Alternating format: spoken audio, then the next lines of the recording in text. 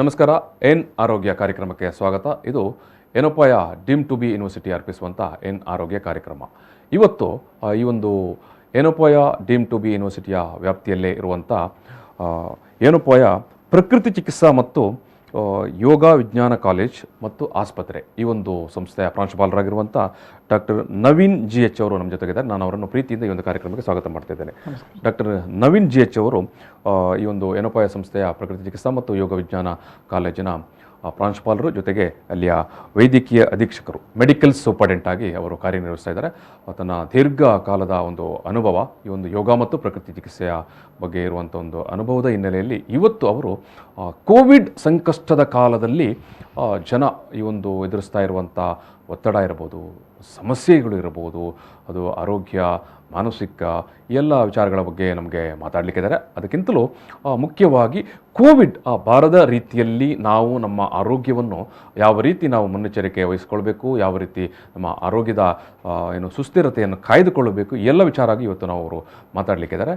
ನಾನು ಡಾಕ್ಟರ್ ನಿಮ್ಮನ್ನು ಮೊದಲಾಗಿ ಈ ಒಂದು ಕಾರ್ಯಕ್ರಮಕ್ಕೆ ಮಾತನಾಡಿಸುವ ಸಂದರ್ಭದಲ್ಲಿ ಇವತ್ತಿನ ಕಾಲಮಾನ, ಇವತ್ತಿನ ಸನ್ನಿವೇಶ ನಾವು ನೋಡುವಾಗ ಈ ಒಂದು ಕೋವಿಡ್ನ ಕಾರಣದಿಂದಾಗಿ ಒಟ್ಟು ನಮ್ಮ ಸಾಮಾಜಿಕ ವ್ಯವಸ್ಥೆ, ನಮ್ಮ ಜನರ ಬದುಕು ಅತ್ಯಂತ ಒಂದು ನಾವು ಎಲ್ಲೂ ನೋಡಿದರೂ ನಿಮಗೆ ಕೂಡ ತುಂಬ ಮಂದಿಗೆ ಬಂದು ಹೇಳಿರ್ಬೋದು, ನಾವು ತುಂಬ ಸ್ಟ್ರೆಸ್ಸಲ್ಲಿದ್ದೇವೆ, ತುಂಬ ಒತ್ತಡದಲ್ಲಿದ್ದೇವೆ.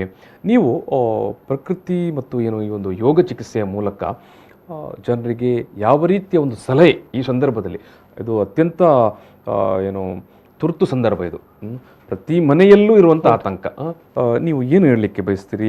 ಯಾವ ರೀತಿಯ ಸಲಹೆ ಮತ್ತು ಯಾವ ರೀತಿಯ ಜನ ತಮ್ಮ ದಿನಮಾನದಲ್ಲಿ ಪ್ರತಿನಿತ್ಯ ಏನನ್ನು ಮಾಡಬೇಕು ಅಂತ ಹೇಳ್ತೀರಿ ಡಾಕ್ಟ್ರೆ? ನಮಸ್ಕಾರ ವೀಕ್ಷಕರೇ. ಯೋಗ ಚಿಕಿತ್ಸೆ ಮತ್ತು ಪ್ರಕೃತಿ ಚಿಕಿತ್ಸೆ ಮೊದಲನೆಯದಾಗಿ ನಾವು ಇದರ ಬಗ್ಗೆ ತಿಳ್ಕೋಬೇಕು. ಯೋಗ ನಮ್ಮ ಮನಸ್ಸನ್ನು ಶಾಂತ ಸ್ಥಿತಿಗೆ ತಂದರೆ, ಪ್ರಕೃತಿ ಚಿಕಿತ್ಸೆ ನಮ್ಮ ದೇಹದಲ್ಲಿ ಆಗ್ತಿರುವಂತಹ ವ್ಯತ್ಯಾಸವನ್ನು ಸರಿಯಾದ ಒಂದು ಮಟ್ಟಕ್ಕೆ ಅದು ತಂದು ತಲುಪುತ್ತೆ. ಈಗ ಕೋವಿಡ್ ರೋಗಿಗಳಲ್ಲಿ ಸಾಮಾನ್ಯವಾಗಿ ಆತಂಕ, ಒಂದು ರೀತಿ ಸ್ಟಿಗ್ಮಾ ಅಂತ ನಾವೇನು ಹೇಳ್ತೀವಿ, ಇದೆಲ್ಲ ಸಾಕಷ್ಟು ಇರುತ್ತೆ. ಮಾನಸಿಕ ಖಿನ್ನತೆ, ಅವರ ಮನೆಯವರಲ್ಲಿ ಕೂಡ ಇನ್ನಷ್ಟು ಆತಂಕ ಇರುತ್ತೆ. ಮನೆಯಲ್ಲೂ ಇಬ್ಬರಿಗೂ ಪರಿಹಾರ ಕೊಡಬೇಕು ಇವಾಗ. ಹೌದು. ಸೊ ಮನೆಯಲ್ಲೂ ಕೂಡ ಸಾಕಷ್ಟು ಆತಂಕ ಇರುತ್ತೆ. ಯಾಕೆ ಅಂತ ಹೇಳಿದ್ರೆ ಫೈನಾನ್ಷಿಯಲ್ ಇಶ್ಯೂಸ್ ಇರ್ಬೋದು, ಅಥವಾ ಮಕ್ಕಳು ಸ್ಕೂಲಿಗೆ ಹೋಗ್ಲಿಕ್ಕೆ ಆಗ್ತಾ ಇಲ್ಲ, ಆನ್ಲೈನ್ ಕ್ಲಾಸಸ್ ಕೂಡ ಮನೆಯಲ್ಲಿ ನಡೀತಾ ಇದೆ. ಆಮೇಲೆ ಎಲ್ಡರ್ಲಿ ಪೀಪಲ್ ಅವರಿಗೂ ಕೂಡ ಡಿಜಿಟಲ್ ವರ್ಲ್ಡ್ ಜೊತೆಗೆ ಅವರು ಅಡ್ಜಸ್ಟ್ ಆಗಬೇಕಾಗಿದೆ. ಇದೆಲ್ಲ ಸಾಕಷ್ಟು ಆತಂಕಗಳು ಪ್ರತಿಯೊಬ್ಬ ಮನುಷ್ಯನಲ್ಲೂ ಈಗ ಇದೆ.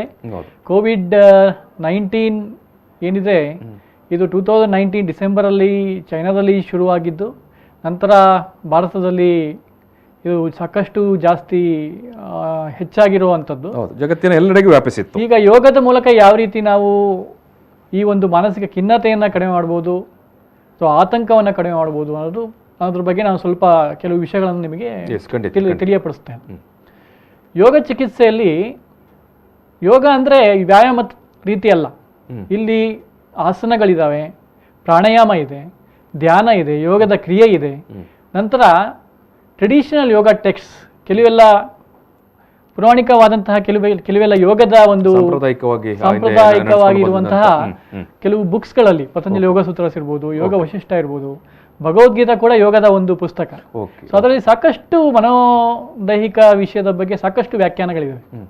ಸೊ ಇದರ ಪ್ರಕಾರ ನಾವು ಹೋದಾಗ ಏನಾಗುತ್ತೆ ಅಂತ ಹೇಳಿದ್ರೆ, ಈಗ ಹೆಚ್ಚಿನ ಅಂಶ ಜನರಿಗೆ, ಈವನ್ ಒಂದು 35-40 ವಯಸ್ಸಿನವರು ಕೂಡ ಹೆಚ್ಚು ಸಾವನ್ನು ಅಪ್ತಾ ಇದ್ದಾರೆ. ಯಾಕೆ?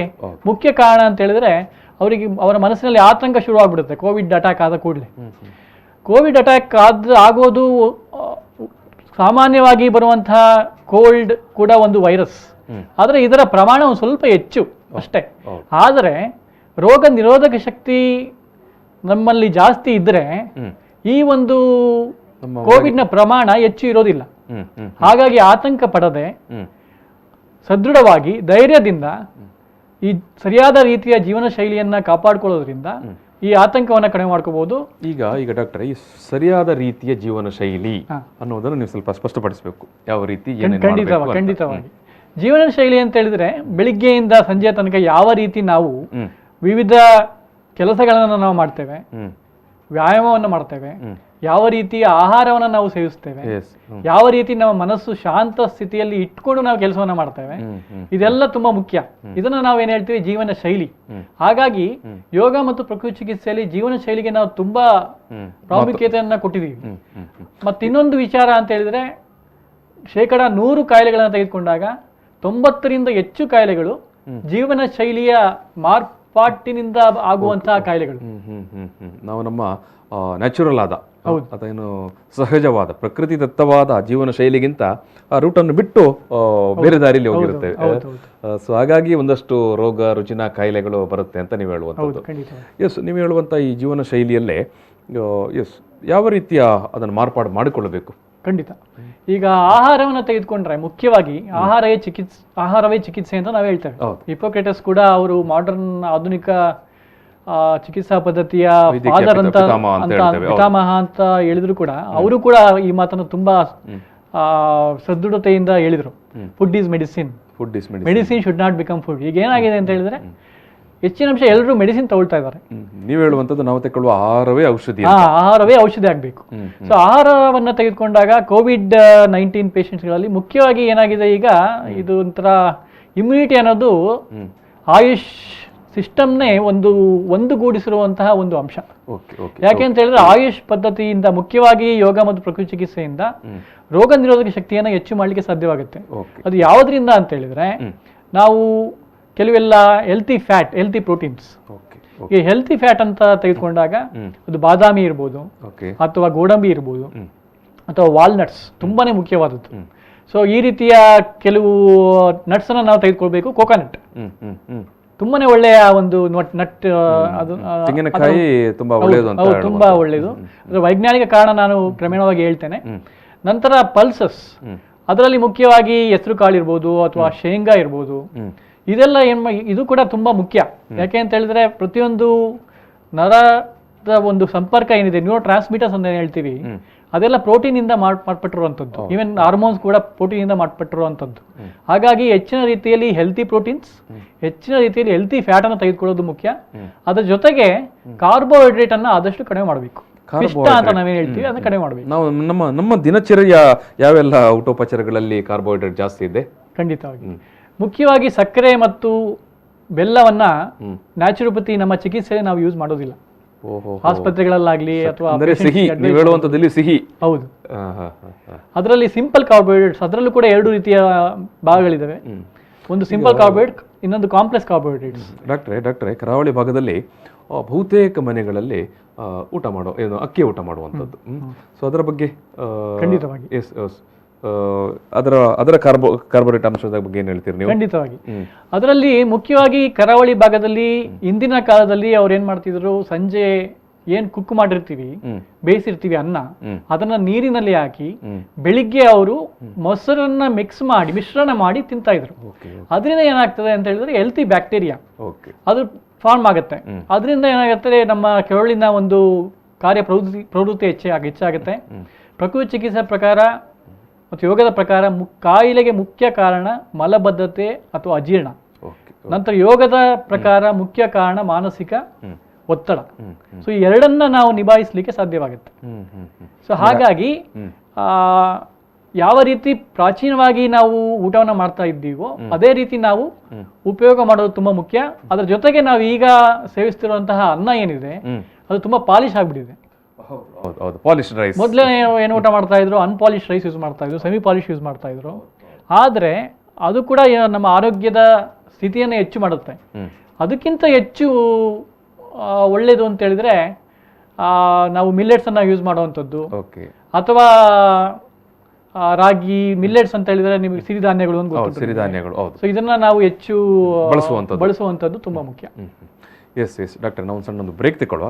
ವೀಕ್ಷಕರೇ, ನಾವು ಒಂದು ಸಣ್ಣ ಬ್ರೇಕ್ ತಗೊಳ್ತೇವೆ. ಬ್ರೇಕ್ ನಂತರ ಇನ್ನೂ ಒಂದಷ್ಟು ವಿಚಾರಗಳು, ಬಹುಮುಖ್ಯವಾಗಿ ಕೋವಿಡ್ನ ಈ ಒಂದು ಸಂಕಷ್ಟ ಕಾಲದಲ್ಲಿ ನಮ್ಮ ಆರೋಗ್ಯವನ್ನು ಕಾಪಾಡುವುದು ಮತ್ತು ಯಾವೆಲ್ಲ ಮುನ್ನೆಚ್ಚರಿಕೆಯನ್ನು ವಹಿಸಬೇಕು, ಮತ್ತು ಅದಕ್ಕೆ ಕೂಡ ಬಹುಮುಖ್ಯವಾಗಿ ಯೋಗ ಮತ್ತು ಪ್ರಕೃತಿ ಚಿಕಿತ್ಸೆಯ ಮೂಲಕ ನಾವು ನಮ್ಮನ್ನು ಯಾವ ರೀತಿ ಸದೃಢರನ್ನಾಗಿ ಮಾಡಬಹುದು, ಮತ್ತು ಡಾಕ್ಟರ್ ಈಗಾಗಲೇ ಮಾತನಾಡಿದ ವಿಚಾರ ಒತ್ತಡದಿಂದ ನಾವು ಖಿನ್ನತೆಯಿಂದ ಯಾವ ರೀತಿ ಹೊರಬರ್ಬೋದು, ಈ ಎಲ್ಲ ವಿಚಾರಗಳನ್ನು ನಾವು ಮಾತಾಡಲಿಕ್ಕೆ ಉಂಟು.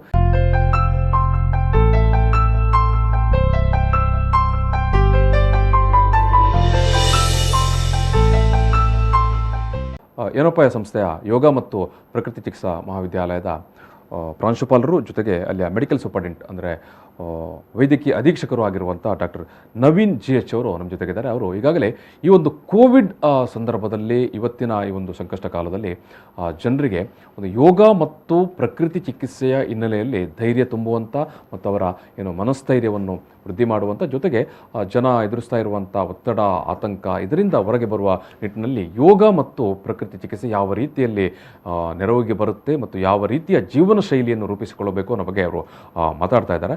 ನಾನು ಬ್ರೇಕ್ಗಿಂತ ಮೊದಲು ಕೇಳುವ ಸಂದರ್ಭದಲ್ಲಿ ಡಾಕ್ಟರ್ ಹೇಳಿದಂಥ ಭಾರಿ ಒಂದು ಮಹತ್ವದ ವಿಚಾರ, ನಮ್ಮ ಜೀವನ ಶೈಲಿ ಅದು ಅತ್ಯಂತ ಮಹತ್ವದ, ನಮ್ಮ ಆರೋಗ್ಯವನ್ನು ಕಾಪಾಡುವ ನಿಟ್ಟಿನಲ್ಲಿ ಅಂತ. ಡಾಕ್ಟರ್, ನೀವು ಈಗಾಗಲೇ ಹೇಳಿದ್ರಿ ನಮ್ಮ ಜೀವನ ಶೈಲಿಯಲ್ಲಿ ಒಂದಷ್ಟು ಬದಲಾವಣೆಯನ್ನು ಮಾಡಿಕೊಳ್ಳಬೇಕು ಅಂತ.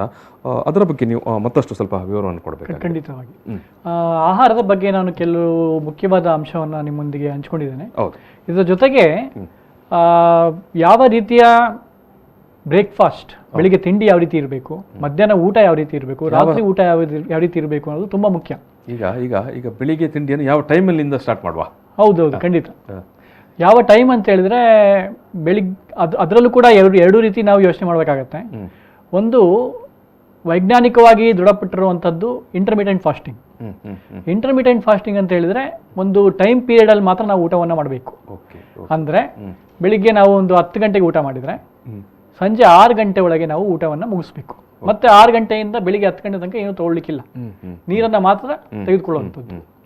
ಸೊ ಇದರಿಂದ ಏನಾಗ್ತದೆ, ಕೋವಿಡ್ ಪೇಷಂಟ್ಗಳಲ್ಲಿ ಅಥವಾ ಕೋವಿಡ್ ಪ್ರಿವೆನ್ಷನ್ಗೆ ಕೂಡ ಇದು ಸಹಕಾರಿಯಾಗುತ್ತೆ. ಯಾಕೆ ಅಂತ ಹೇಳಿದ್ರೆ ಇಮ್ಯುನಿಟಿ ಜಾಸ್ತಿ ಆಗುತ್ತೆ. ನಿಮ್ಮಲ್ಲಿ ಆಗ್ತಿರುವಂತಹ ಆಕ್ಸಿಡೇಟಿವ್ ಸ್ಟ್ರೆಸ್, ಜೀವಕೋಶದ ಆ ಒಂದು ಸ್ತರದಲ್ಲಿ ಆಗ್ತಿರುವಂತಹ ಒತ್ತಡ ಏನಿದೆ ಅದು ಕಡಿಮೆ ಆಗುತ್ತೆ. ನಂತರ 90% ಹೆಚ್ಚು ಕಾಯಿಲೆಗಳಲ್ಲಿ, ಮುಖ್ಯವಾಗಿ ಕೊರೋನಾ ಪೀಡಿತರಲ್ಲಿ ಇನ್ಫ್ಲಮೇಷನ್ ಅನ್ನೋದು ತುಂಬಾ ಮುಖ್ಯ. ಪ್ರೋ ಇನ್ಫ್ಲಮೇಟರಿ ಸೈಟೋಕೈನ್ಸ್ ಅದೇನು ಯಾವಾಗ ಪ್ರೋ ಇನ್ಫ್ಲಮೇಟರಿ ಸೈಟೋಕೈನ್ಸ್ ಜಾಸ್ತಿ ಆಗುತ್ತೆ ಅಥವಾ ಆಂಟಿಬಾಡೀಸ್ ರಿಲೀಸ್ ಆಗೋದು ತಡ ಆಗುತ್ತೆ, ಆಗ ಏನಾಗುತ್ತೆ, ನಮ್ಮ ಒಂದು ಲಂಗ್ಸ್ ಟಿಶ್ಯೂ ಏನಿದೆ ಡ್ಯಾಮೇಜ್ ಆಗುತ್ತೆ. ಅದರಿಂದ ನ್ಯೂಮೋನಿಯಾ ಆಗೋದು, ಅದರಿಂದ ಮತ್ತೆ ಬೇರೆ ಬೇರೆ ಕಾಯಿಲೆಗಳು ಬರೋದು, ಅಕ್ಯೂಟ್ ರೆಸ್ಪಿರೇಟರಿ ಡಿಸ್ಟ್ರೆಸ್ ಸಿಂಡ್ರೋಮ್, ಈ ಎಲ್ಲ ಕಾಯಿಲೆಗಳನ್ನ ಹತೋಟಿಗೆ ತರಲಿಕ್ಕೆ ಇಂಟರ್ಮಿಟೆಂಟ್ ಫಾಸ್ಟಿಂಗ್ ತುಂಬಾ ಮುಖ್ಯ. ಸೊ ಹಾಗಾಗಿ ಬೆಳಿಗ್ಗೆ 10 ಗಂಟೆಗೆ ನೀವು ಊಟ ಮಾಡಿದ್ರೆ ಸಂಜೆ 6 ಗಂಟೆ ಒಳಗೆ ಮುಗಿಸುವಂಥದ್ದು ಜೈನ್ ಸಿಸ್ಟಮ್ ಅಲ್ಲಿ ಈ ಒಂದು ಪದ್ಧತಿ ಇದೆ. ಹಾಗಾಗಿ ನಾವು ಒಂದು ಸಂಶೋಧನೆ ಮಾಡಿದ್ರೆ, ಅಥವಾ ಸಂಶೋಧನೆ ಇರ್ಬೋದು, ಜೈನೀಸ್ ಒಂದು ಸ್ವಲ್ಪ ಅವರ ಆರೋಗ್ಯ ಇನ್ನು ಹೆಚ್ಚು ಕಂಪೇರ್ ಟು ಬೇರೆ ಒಂದು ರಿಲಿಜನ್ ಅನ್ನು ನಾವು ಕಂಪೇರ್ ಮಾಡಿದಾಗ. ಸೊ ಯಾವ ರೀತಿ ಊಟ ಇರಬೇಕು ಅಂತ ಹೇಳಿದ್ರೆ, ಬೆಳಿಗ್ಗೆ ಸಂಪೂರ್ಣ ಆಹಾರದಲ್ಲಿ ಒಂದು ರೀತಿ ಬ್ಯಾಲೆನ್ಸ್ ಇರಬೇಕು. ಕಾರ್ಬೋಹೈಡ್ರೇಟ್ಸ್, ಫ್ಯಾಟ್ ಮತ್ತೆ ಪ್ರೋಟೀನ್. ಬೆಳಿಗ್ಗೆ ಒಂದು ತಿಂಡಿಯಲ್ಲಿ ನೀವು ಆದಷ್ಟು ನಟ್ಸ್ ಅನ್ನ ತೆಗೆದುಕೊಂಡ್ರೆ, ಕ್ಯಾಶ್ಯೂ ನಟ್ ಆಗಿರ್ಬೋದು ಅಥವಾ ವಾಲ್ನಟ್ ಆಗಿರ್ಬೋದು, ಗ್ರೌಂಡ್ ನಟ್ ಆಗಿರ್ಬೋದು, ಇದನ್ನ ನೀವು ಹೆಚ್ಚು ಕೋಕೋನಟ್ ಇದನ್ನ ನೀವು ತಗೊಂಡು ಹೆಚ್ಚು ನೀವು ತಗೊಳ್ಳೋದ್ರಿಂದ ನಿಮ್ಮ ಹಸಿವು ಕೂಡ ನಿಮಗೆ ಆಗೋದಿಲ್ಲ. ಯಾಕೆ ಅಂತ ಹೇಳಿದ್ರೆ ಅದು ಸೆಡೇಟಿವ್ ಸೆಂಟರ್ ಅಂತ ನಾವೇನು ಹೇಳ್ತೇವೆ. ನಾವು ಊಟ ಮಾಡಿದಾಗ ಬ್ರೈನಿನ ಸಿಗ್ನಲ್ ಬರುತ್ತೆ ಮೆದುಳಿನಿಂದ ಸ್ಯಾಟಿಸ್ಫ್ಯಾಕ್ಷನ್ ಆಗೋ ಹಾಗೆ ಆಗುತ್ತೆ. ಫ್ಯಾಟ್ ಅನ್ನ ಜಾಸ್ತಿ ತಿನ್ನೋದ್ರಿಂದ ಹಾಗೆ ಆಗುತ್ತೆ, ಯಾಕಂದ್ರೆ ಕ್ಯಾಲರಿ ಜಾಸ್ತಿ ಇರ್ತದೆ. ಪ್ರತಿಯೊಂದು 1 ಗ್ರಾಮಿಗೆ 9 ಕ್ಯಾಲರೀಸ್ ಫ್ಯಾಟ್. ಆ ರೀತಿ ಅದೇ ರೀತಿ ಮಧ್ಯಾಹ್ನದ ಊಟದಲ್ಲಿ ನೀವು ಬೇಕಾದ್ರೆ ಕಾರ್ಬೋಹೈಡ್ರೇಟ್ಸ್ ಇರುವಂತಹ ಪದಾರ್ಥವನ್ನ ಬೇಕಾದ್ರೆ ಜಾಸ್ತಿ ಹೆಚ್ಚು ತಗೋಬಹುದು. ಆದ್ರೂ ಅದರಲ್ಲೂ ಒಂದು ಟಿಪ್ಸ್ ಇದೆ. ನೀವು ಅನ್ನವನ್ನ ಮಾಡುವಾಗ ಅಥವಾ ಪಲಾವನ್ನ ಮಾಡುವಾಗ, ಫಾರ್ ಎಕ್ಸಾಂಪಲ್, ನೀವು ಹೆಚ್ಚು ತರಕಾರಿಗಳನ್ನ ಹಾಕ್ಬೇಕು. ಅದ್ರ ಜೊತೆಗೆ ನೀವು ಅನ್ನ ಒಂದು ಸಣ್ಣ ಬಟ್ಟಲು ಇದ್ರೆ ಅದ್ರ ಜೊತೆಗೆ ಪಲ್ಯ 3 ರೀತಿಯ ಪಲ್ಯ ಇರಬೇಕು. ಒಂದು ಕಾಳಿನ ಪಲ್ಯ, ಒಂದು ತರಕಾರಿ ಪಲ್ಯ, ಸೊ ಈ ರೀತಿ. ಅದ್ರ ಜೊತೆಗೆ ಒಂದು ಸೂಪ್ ಇರ್ಬೋದು ಅಥವಾ ಹಣ್ಣು ಇರ್ಬೋದು. ಸೊ ಈ ರೀತಿ ನಾವು ಊಟ ಮಾಡೋದ್ರಿಂದ ಏನಾಗುತ್ತೆ, ಯಥೇಚ್ಛವಾಗಿ ನಮಗೆ ನಾರಿನಾಂಶ ಸಿಗುತ್ತೆ. ಅದ್ರ ಜೊತೆಗೆ ಕಾರ್ಬೋಹೈಡ್ರೇಟ್ ನ ಒಂದು ಕನ್ಸಂಪ್ಷನ್ ಇದೆ, ಅದು ಕಡಿಮೆ ಆಗುತ್ತೆ. ನಂತರ ಸಂಜೆ ಟೈಮ್ನಲ್ಲಿ ನೀವು ಆದಷ್ಟು, ಈಗ ಕೀಟೋ ಡಯಟ್ ಅಂತ ನಾವು ಹೆಚ್ಚು ಪ್ರಚಲಿತ ಆಗಿರುವಂಥದ್ದು. ಕೀಟೋ ಡಯಟ್ ಅಲ್ಲಿ ಮುಖ್ಯ ಅಂಶ ಅಂತ ಹೇಳಿದ್ರೆ ಫ್ಯಾಟ್ ಇರುವಂತಹ ಕಂಟೆಂಟ್ ಅನ್ನು, ಹೆಲ್ತಿ ಫ್ಯಾಟ್ ಇರುವಂತಹ ಜಾಸ್ತಿ ತೆಗೆದುಕೊಳ್ಳೋದು. Healthy fat. ಹೌದು. ಸಂಜೆ ಕೂಡ ನೀವು ಚಪಾತಿ ಅಥವಾ ಈ ರೀತಿ ಏನಾದರೂ ಪದಾರ್ಥವನ್ನು ತೆಗೆದುಕೋಬಹುದು. ಬಟ್ ಫ್ಯಾಟ್ ಇರುವಂತಹ ಅಂಶವನ್ನು ಹೆಚ್ಚು ಉಪಯೋಗಿಸೋದು, ತುಪ್ಪ ಮತ್ತು ಬೆಣ್ಣೆ, ಪನ್ನೀರ್ ಈ ರೀತಿಯ ಒಂದು ಪದಾರ್ಥವನ್ನು ಹೆಚ್ಚು ಉಪಯೋಗ ಮಾಡೋದ್ರಿಂದ ಈ ರೀತಿ ನಾವು ಒಂದೊತ್ತು ಹೆಚ್ಚು ಕಾರ್ಬೋಹೈಡ್ರೇಟ್ಸ್ ಇರಬೇಕು, ಇನ್ನು ಒಂದೊತ್ತು ತಿಂಡಿಯಲ್ಲಿ ಓನ್ಲಿ ಫ್ಯಾಟ್ ಇರಬೇಕು, ಹೆಲ್ದಿ ಫ್ಯಾಟ್ ಇರಬೇಕು. ಸಂಜೆ ಕೂಡ ಮಿಶ್ರಿತವಾಗಿ ಸ್ವಲ್ಪ ಕಾರ್ಬೋಹೈಡ್ರೇಟ್ಸ್ ಮತ್ತು ಪ್ರೋಟೀನ್ ಮತ್ತು ಫ್ಯಾಟ್ ಆ ರೀತಿ ನೀವು ಮಾಡಿದರೆ ಆಗ ಸರಿ ಪ್ರಮಾಣದಲ್ಲಿ ನೀವು ಊಟವನ್ನು ಮಾಡ್ತೀರ. ಈಗ ಇದರಿಂದ ಡಾಕ್ಟ್ರೆ, ಈ ನಡುವೆ ಈಗ ಕರಾವಳಿ ಅಂತ ಭಾಗದಲ್ಲಿ ಜನ ಸ್ವಲ್ಪ ತಡರಾತ್ರಿ ತನಕ ಊಟ ಮಾಡ್ತಾ ಇರ್ತಾರೆ, ಏನು ಹೇಳ್ತೀರಿ? ಖಂಡಿತವಾಗಿ ಆ ರೀತಿ ಮಾಡಬಾರ್ದು. ಯಾಕೆ ಕರಾವಳಿ ಒಂದೇ ಅಲ್ಲ, ಎಲ್ಲ ಒಂದು ದೇಶದ ವ್ಯಾಪ್ತಿಯಲ್ಲಿ ಇದೇ ರೂಢಿ ಆಗ್ತಾ ಇದೆ. ಮೊದಲು ಏನಾಗ್ತಿತ್ತು, ಎಲೆಕ್ಟ್ರಿಸಿಟಿ ಇಲ್ಲದ ಕಾರಣ ಎಲ್ಲರೂ 7 ಗಂಟೆಗೆ ಮಲ್ಕೊಂಡ್ಬಿಡ್ತಿದ್ರು, 6 ಗಂಟೆಗೆ ಊಟ ಮಾಡ್ತಿದ್ರು, 7 ಗಂಟೆಗೆ ಮಲ್ಕೊಳ್ತಿದ್ರು. ಆಗ ಮೆಲೋಟೋನಿನ್ ಕೂಡ ಒಂದು ಇಂಪಾರ್ಟೆಂಟ್ ಹಾರ್ಮೋನ್ ಏನಿದೆ ಅದು ಸೆಕ್ರೀಟ್ ಆಗ್ತಾ ಇತ್ತು. ಆಗ ಆದ್ರೂ ಕೂಡ ಮೆಲೋಟೋನಿನ್ ಎಷ್ಟು ಮುಖ್ಯ ಅಂತ ಹೇಳಿದ್ರೆ ನಿಮ್ಮ ಒಂದು ದೇಹದಲ್ಲಿ ಆಗ್ತಿರುವಂತಹ repair mechanism, regeneration mechanism, healing mechanism ಏನಿದೆ ಅದು ಮೆಲೋಟೋನಿನ್ ಹೆಚ್ಚು ಸೆಕ್ರೀಟ್ ಆಗೋದ್ರಿಂದ ಆಗ್ತಾ ಇತ್ತು. ಈಗೇನಾಗಿದೆ, ಆ ಒಂದು ನಿದ್ದೆಯ ಒಂದು ಪ್ರಮಾಣ ಕಡಿಮೆ ಆಗಿದೆ. ಕೆಲವರು 12 ಗಂಟೆ ಮಲ್ಕೊಳ್ತಾರೆ, 2 ಗಂಟೆ ಮಲ್ಕೊಳ್ತಾರೆ. ಅದು ಸಾಕಷ್ಟು ನಮ್ಮ ಬಯಾಲಜಿಕಲ್ ಕ್ಲಾಕ್ ಅಂತ ನಾವೇನು ಹೇಳ್ತೀವಿ ಅದು ಡಿಸ್ಟರ್ಬ್ ಆಗಿದೆ. ಓಕೆ ಓಕೆ ಓಕೆ ನಮ್ಮ ಜೈವಿಕ ಗಡಿಯಾರಕ್ಕೇನೆ ಒಂದು ಅಡಚಣೆ ಆಗಿದೆ. ಓಕೆ, ಈಗ ಒಂದು ಎಷ್ಟು ರಾತ್ರಿಯಲ್ಲಿ ಎಷ್ಟೊತ್ತಿಗೆ ಊಟ ಮಾಡಬಹುದು ಅಂತ ನಿಮ್ಮೊಂದು ಸಲಹೆ, ಯಾವ ಟೈಮಲ್ಲಿ ಅಥವಾ ಊಟ ಮಲಗೋದಕ್ಕಿಂತ ಎಷ್ಟೊತ್ತು ಮೊದಲು ಊಟ ಮಾಡಬೇಕಂತ? ಸಹಜವಾಗಿ ಮಲಗೋದಕ್ಕಿಂತ 3 ಗಂಟೆ ಮುಂಚೆ ನಾವು ಊಟವನ್ನು ಮಾಡಬೇಕು. ಆದರೆ ಇಂಟರ್ಮಿಟೆಂಟ್ ಫಾಸ್ಟಿಂಗ್ ಬಗ್ಗೆ ಈಗಾಗಲೇ ನಿಮ್ಮಲ್ಲಿ ನಾನು ಹಂಚ್ಕೊಂಡಿದ್ದೇನೆ. 6 ಗಂಟೆ ಒಳಗೆ ನೀವು ಊಟ ಮಾಡೋದು, ಇಲ್ಲ ನೀವು ಬೆಳಿಗ್ಗೆಯ ಒಂದು ತಿಂಡಿಯನ್ನು ಸ್ಕಿಪ್ ಮಾಡ್ತೀರಿ ಅಂತ ಹೇಳಿದ್ರೆ 12 ರಿಂದ 8 ಆ ರೀತಿನೂ ನೀವು ನಿಮ್ಮ ಜೀವನ ಶೈಲಿಗೆ ತಕ್ಕಂತೆ ನೀವು ಅದನ್ನು ಬದಲಾವಣೆಯನ್ನು ಮಾಡ್ಕೋಬಹುದು. ಎಸ್ ಡಾಕ್ಟ್ರೆ, ಇವತ್ತಿನ ಎಲ್ಲ ವಯೋಮಾನದವರು ಕೂಡ ಜಂಕ್ ಫುಡ್ ಅಂತ ಅದಕ್ಕೆ ತುಂಬಾ ಅಡಿಕ್ಟ್ ಆಗಿದ್ದಾರೆ. ಅದರಿಂದ ಹೊರಗೆ ಬರಲಿಕ್ಕೆ ಏನಾದರೂ ದಾರಿ ಉಂಟಾ? ಅದಕ್ಕೆ ಹೊರ ಬರಲಿಕ್ಕೆ ಅವರ ಒಂದು ಮನಸ್ಸನ್ನ ಮಾರ್ಪಾಡು ಮಾಡ್ಕೊಳ್ಳೋದು ತುಂಬಾ ಮುಖ್ಯ. ಆಮೇಲೆ ಆ ಜಂಕ್ ಫುಡ್ಸ್ ಇಂದ ಏನು ದುಷ್ಪರಿಣಾಮ ಆಗತ್ತೆ ಅದನ್ನ ಅವರಿಗೆ ತಿಳುವಳಿಕೆಯನ್ನ ನಾವು ಕೊಡೋದು ತುಂಬಾ ಮುಖ್ಯ. ಈವನ್ ಪೇರೆಂಟಿಂಗ್ ಸ್ಕಿಲ್ಸ್, ಪೋಷಕರು ಯಾವ ರೀತಿ ಮಕ್ಕಳನ್ನ ಬೆಳೆಸ್ತಾರೆ ಅನ್ನೋದು ಕೂಡ ಒಂದು ಮುಖ್ಯವಾದ ವಿಚಾರ. ಅದೇ ರೀತಿ ಈ ರೀತಿ ನಾವು ಈ ಒಂದು ಜಂಕ್ ಫುಡ್ಸ್ ಕನ್ಸಂಪ್ಷನ್ ನಾವು ಕಡಿಮೆ ಮಾಡಬಹುದು. ಎಸ್, ಒಟ್ಟು ನೀವು ಇಲ್ಲಿ ಹೇಳುವಂಥದ್ದು ಜಂಕ್ ಫುಡ್ ಅನ್ನು ಸ್ವಲ್ಪ ಕಡಿಮೆ ಮಾಡುವಂಥದ್ದು ಮತ್ತೆ ನಮ್ಮ ಒಂದು ಸಹಜವಾದ ಏನು ಆಹಾರ ಪದ್ಧತಿಯನ್ನು ಇನ್ ಟೈಮ್ ಆಗಿ ಬ್ಯಾಲೆನ್ಸ್ ಮಾಡಿಕೊಂಡು ಹೋದರೆ ನಮ್ಮೊಂದು ಸಹಜವಾದ ಆರೋಗ್ಯವನ್ನು ಕಾಪಾಡಿಕೊಳ್ಳಿಕ್ಕೆ ಸಾಧ್ಯ ಆಗುತ್ತೆ ಅಂತ. ಎಸ್ ವೀಕ್ಷಕರೇ, ನಾವು ಇನ್ನು ಬಹುಮುಖ್ಯವಾಗಿ ಇವತ್ತಿನ ಈ ಒಂದು ಕೋವಿಡ್ ಸಂದರ್ಭದಲ್ಲಿ ಕೋವಿಡ್ ಬಾರದ ರೀತಿಯಲ್ಲಿ ಯಾವೆಲ್ಲ ಮುನ್ನೆಚ್ಚರಿಕೆಯನ್ನು ನಾವು ವಹಿಸಬಹುದು, ನಮ್ಮ ಜೀವನ ಶೈಲಿ, ನಮ್ಮ ಆಹಾರ ಪದ್ಧತಿ ಮತ್ತು ಮುಖ್ಯವಾಗಿ ಯೋಗ ಮತ್ತು ಈ ಒಂದು ಪ್ರಕೃತಿ ಚಿಕಿತ್ಸೆಯ ಹಿನ್ನೆಲೆಯಲ್ಲಿ ಆ ಒಂದು ಕಾಂಟೆಕ್ಸ್ಟಲ್ಲಿ ಏನೆಲ್ಲ ಮಾಡಬಹುದು ಅನ್ನೋದನ್ನು ಡಾಕ್ಟರ್ ಹೇಳಿದ್ದಾರೆ. ಈ ನಡುವೆ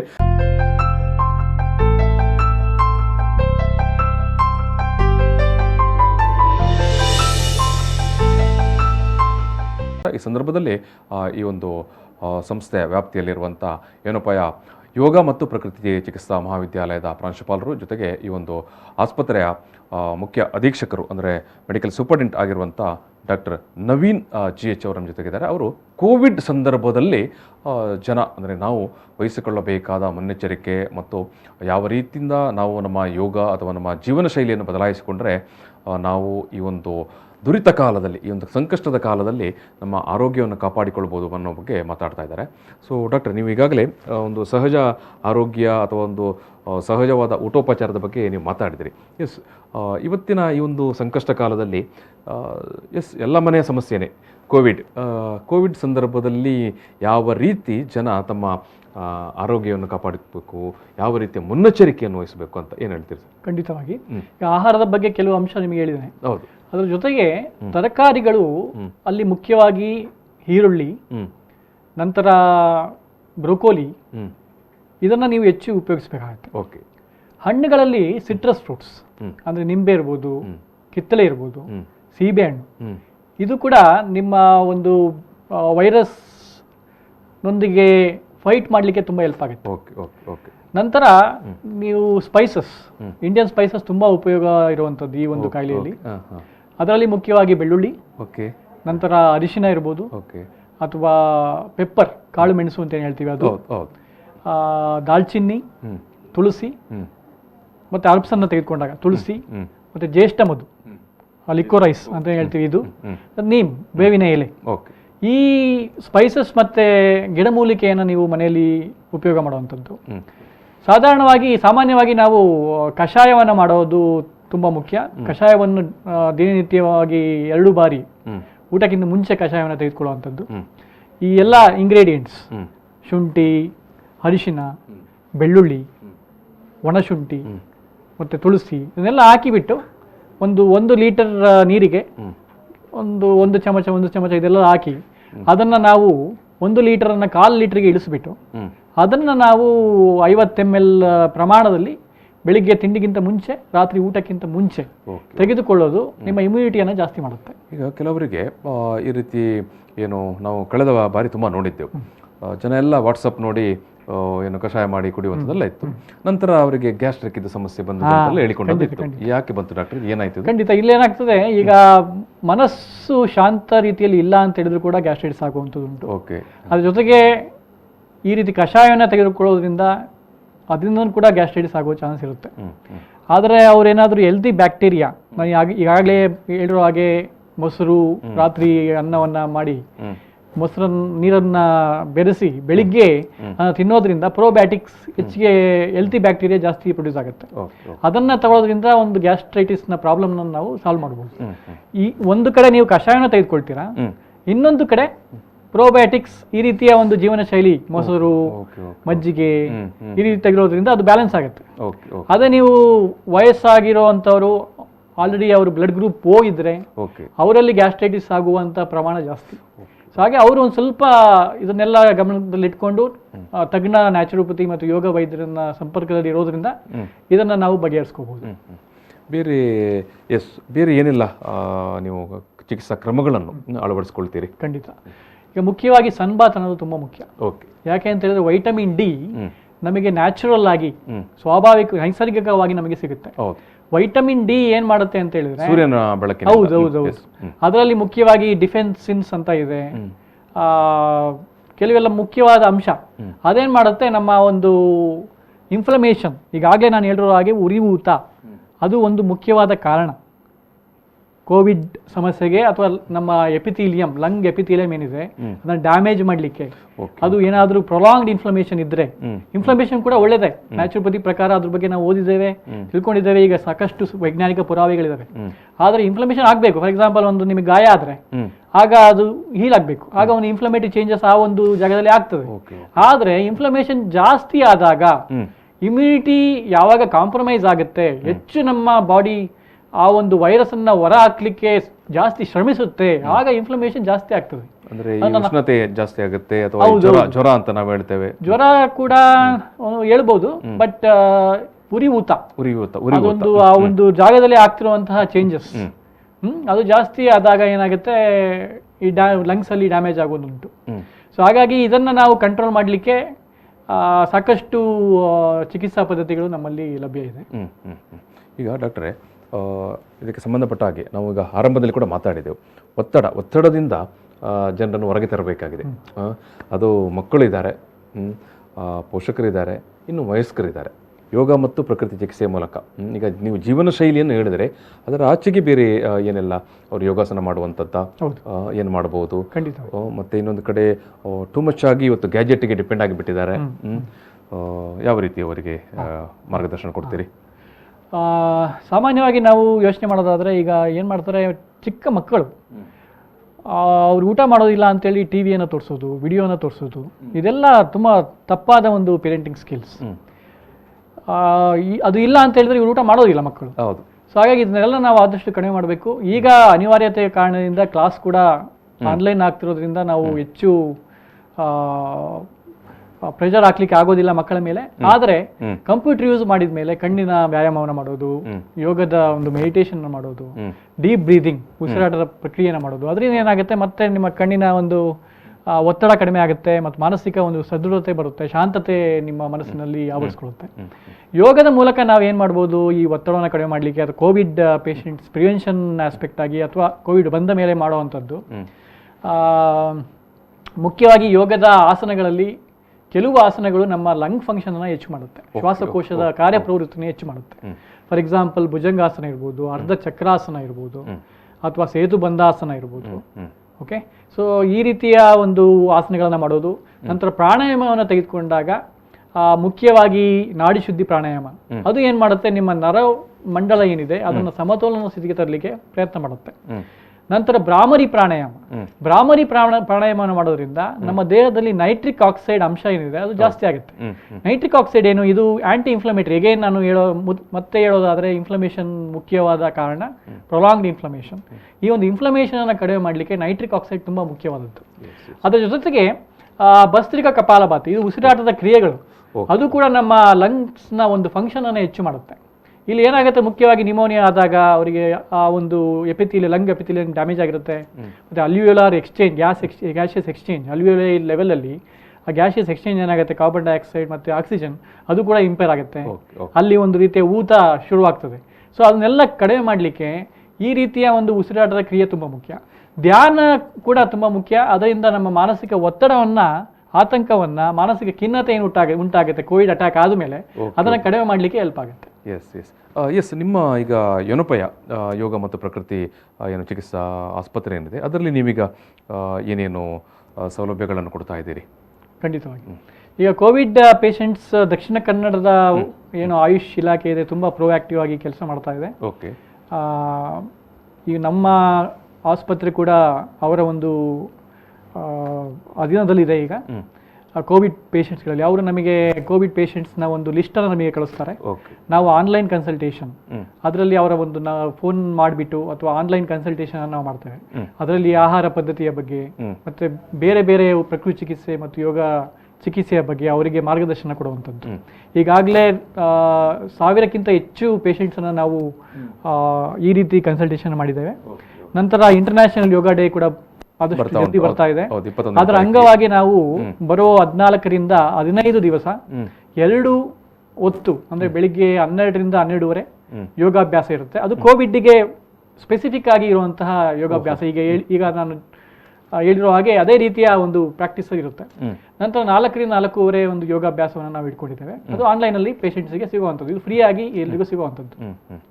ನಂತರ ಆಹಾರ ಸಲಹೆ ಮತ್ತು ಕನ್ಸಲ್ಟೇಷನ್, ತಪಾಸಣೆ, ನ್ಯಾಚುರೋಪತಿ ಮತ್ತು ಯೋಗ ಟ್ರೀಟ್ಮೆಂಟ್ ಮೊಡಾಲಿಟೀಸ್ ಏನಿದೆ ಅದರ ಬಗ್ಗೆ ಹೆಚ್ಚು ಜನರಿಗೆ ತಿಳಿಯಪಡಿಸುವಂಥದ್ದು, ಇದನ್ನೆಲ್ಲ ನಾವು ಮಾಡಲಿಕ್ಕೆ ಪ್ಲಾನ್ ಮಾಡ್ತಾ ಇದ್ದೀವಿ. ಎಸ್ ವೀಕ್ಷಕರೇ, ನಾವು ಈ ಒಂದು ಸಂವಾದವನ್ನು ಸಮಾಪನ ಮಾಡ್ತಾ ಇದ್ದೇವೆ. ಈ ಒಂದು ಕೋವಿಡ್ನ ಸಂದರ್ಭದಲ್ಲಿ, ಕೋವಿಡ್ ಆತಂಕದ ಸಂದರ್ಭದಲ್ಲಿ ನಮ್ಮ ಆರೋಗ್ಯವನ್ನು ಮತ್ತು ನಮ್ಮ ಒಂದು ಮಾನಸಿಕ ಸ್ಥಿತಿಯನ್ನು ಯಾವ ರೀತಿಯಾಗಿ ನಾವು ಒಳ್ಳೆಯದರಲ್ಲಿ ಮತ್ತು ಒಂಥರ ಸುಸ್ಥಿರ ಆರೋಗ್ಯ ಅಂತ ಅದರಲ್ಲಿ ಯಾವ ರೀತಿ ಇಟ್ಕೊಳ್ಬೋದು ಅನ್ನೋ ಸಲುವಾಗಿ, ಅದು ಕೂಡ ಬಹು ಮುಖ್ಯವಾಗಿ ಯೋಗ ಮತ್ತು ಪ್ರಕೃತಿ ಚಿಕಿತ್ಸೆಯ ಹಿನ್ನೆಲೆ ಒಳಗಡೆ ನಾವು ನಮ್ಮ ಆರೋಗ್ಯವನ್ನು ಯಾವ ರೀತಿ ಕಾಪಾಡಿಕೊಳ್ಬೋದು, ಜೊತೆಗೆ ಈ ಒಂದು ಒತ್ತಡ ಅಥವಾ ಈ ಒಂದು ಖಿನ್ನತೆಯಿಂದ ನಾವು ಯಾವ ರೀತಿ ಹೊರಗಡೆ ಬರಲಿಕ್ಕೆ ಸಾಧ್ಯ ಅನ್ನೋದನ್ನು ಡಾಕ್ಟರ್ ನವೀನ್ GH ಅವರು ತುಂಬ ಸವಿವರವಾಗಿ ನಮ್ಮ ಮುಂದೆ ಇಟ್ಟಿದ್ದಾರೆ. ನಾನು ಅವರಿಗೆ ಈ ಒಂದು ಕಾರ್ಯಕ್ರಮಕ್ಕೆ ಬಂದದಕ್ಕಾಗಿ ಪ್ರೀತಿಯಿಂದ ಧನ್ಯವಾದ ಸಮರ್ಪಣೆ ಮಾಡ್ತಾ ಇದ್ದೇವೆ. ಎಸ್, ಇದು ಯೊನಪಯ ಡೀಮ್ ಟು ಬಿ ಯೂನಿವರ್ಸಿಟಿ ಅರ್ಪಿಸುವಂಥ ಕಾರ್ಯಕ್ರಮ, ಆರೋಗ್ಯ ಕಾರ್ಯಕ್ರಮ. ಈ ಒಂದು ಕಾರ್ಯಕ್ರಮದಲ್ಲಿ ಇವತ್ತು ಡಾಕ್ಟರ್ ನವೀನ್ GH ಅವರು ಯೊನಪಯ ಯೋಗ ಮತ್ತು ಪ್ರಕೃತಿ ಚಿಕಿತ್ಸಾ ಮಹಾವಿದ್ಯಾಲಯದ ವೈದ್ಯಕೀಯ ಅಧೀಕ್ಷಕರು ಮತ್ತು ಮೆಡಿಕಲ್ ಸೂಪರ್ಡೆಂಟ್ ಮತ್ತು ಅಲ್ಲಿನ ಪ್ರಾಂಶುಪಾಲರು, ಅವರು ಇವತ್ತು ತುಂಬ ಸವಿವರವಾಗಿ ಈ ಒಂದು ಕೋವಿಡ್ ಸಂದರ್ಭದಲ್ಲಿ ನಮ್ಮ ಒತ್ತಡ ಮತ್ತು ಖಿನ್ನತೆ ಇವರಿಂದ ಯಾವ ರೀತಿ ಹೊರಗಡೆ ಬರ್ಬೋದು, ಜೊತೆಗೆ ನಾವು ಈ ಒಂದು ರೋಗವೇ ನಮ್ಮ ಹತ್ರ ಬರದ ರೀತಿಯಲ್ಲಿ ಯಾವ ರೀತಿಯ ಮುನ್ನೆಚ್ಚರಿಕೆಗಳನ್ನು ವಹಿಸಿಕೊಳ್ಳಬೇಕು ಅನ್ನೋದನ್ನು ತುಂಬ ಸವಿವರವಾಗಿ ಹೇಳಿದ್ದಾರೆ. ನಾನು ಅವರಿಗೆ ಮತ್ತೊಮ್ಮೆ ಧನ್ಯವಾದ ಅರ್ಪಿಸಿ ಈ ಒಂದು ಕಾರ್ಯಕ್ರಮದಲ್ಲಿ ಸಮಾಪನ ಮಾಡ್ತಿದ್ದೇನೆ. Thank you.